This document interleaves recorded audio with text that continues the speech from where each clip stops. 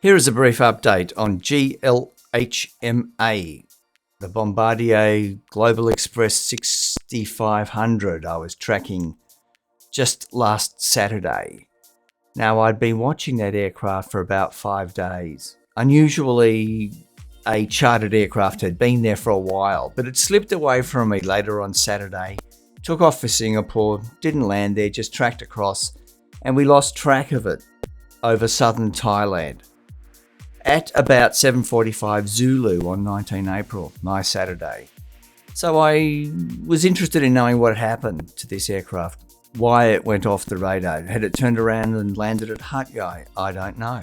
But today, a little earlier, Thursday, I saw it at Luton Airport. I wondered, well, how did it get there? Beacon is on, perhaps it's getting ready to go somewhere.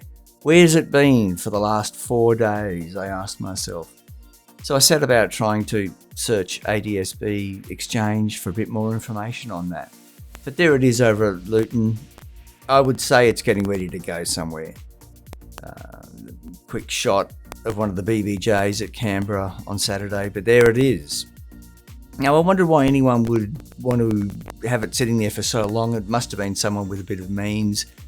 May have been a government passenger. Don't really think so. Now it's been 3 days in Phuket. So here it is taking off in Phuket, heading out to the west, out into the Bay of Bengal. So had 3 days on Phuket. Nice enough, I suppose. They would have been in a resort somewhere. I never got to see who was on this aircraft, but obviously someone with some means, because they would have spent a fair few shekels in getting themselves to Australia on that thing, and then getting up to Phuket and back to the UK.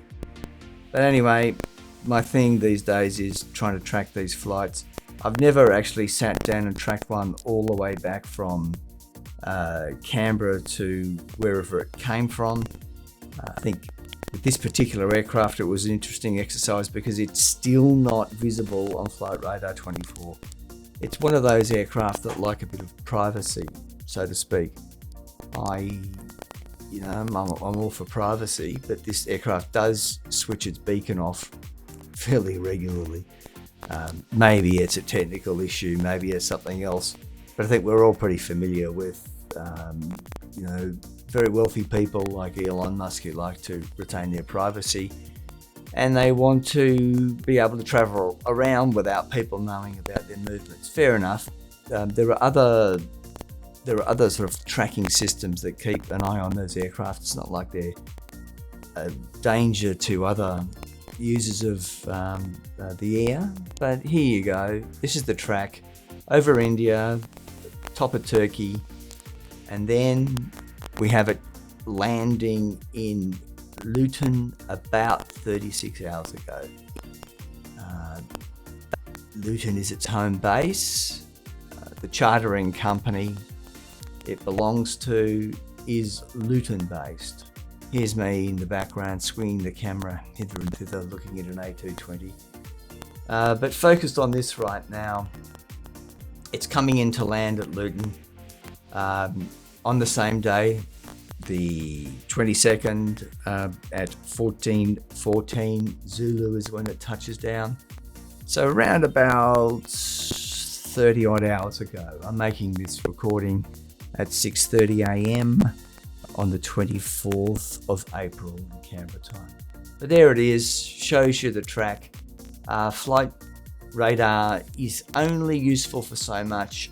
Unfortunately, ADSB Exchange doesn't have an app, but what it lacks in terms of user friendliness, it certainly makes up for in versatility and usefulness, very comprehensive coverage of different aircraft that are moving around. So there it is coming in to land at Luton, 14:14 Zulu on the 22nd. So that's about sort of 1 a.m. my time yesterday. So it's been there for around about 30 hours. It's probably about time it took off again. Now, I tried to work out what it would cost to charter that baby. I'm thinking of calling the company up to get a quote, because their online quote quote, the place you go to on their website to get a quote just wasn't giving me anything of any usefulness. But I would hazard a guess that that's, a $150,000 flight, maybe more. Fuel wouldn't have been that much, but you'd have a crew on board. I caught a glimpse of the pilot. He's in my earlier video. You can see that in the description that will appear below. It was an interesting time. Anyway, I really was interested in knowing who was on that aircraft. I speculated that it might have been a prominent billionaire who has a property in Canberra, near Canberra, just to the north. Couldn't have been him, I don't think so. And I think there's been other sightings of him in New York in the same time. So that's a mystery, that bit. Who, what were they doing here? Well, where? They were here in Canberra, but, perhaps they were somewhere out in the region. A pretty big region around here. You would probably park in Sydney if you were dealing with other parts of the region further to the north, but certainly that aircraft was a beauty, very unusual, and I'm kicking myself for not having stuck around longer so I could have seen who got on board. Who knows? Maybe Mick Jagger was on board. One of those characters. Perhaps it was Nigella Lawson on a bit of R&R down here. Don't know. Wasn't a musician, anyone like that. There was nothing prominent going on. There was no one in the media talking about it. But that's what I got. So I'll drop off here. Thanks for watching. Hope you're interested in these videos from Canberra Airport. I'll continue to make them. Thank you.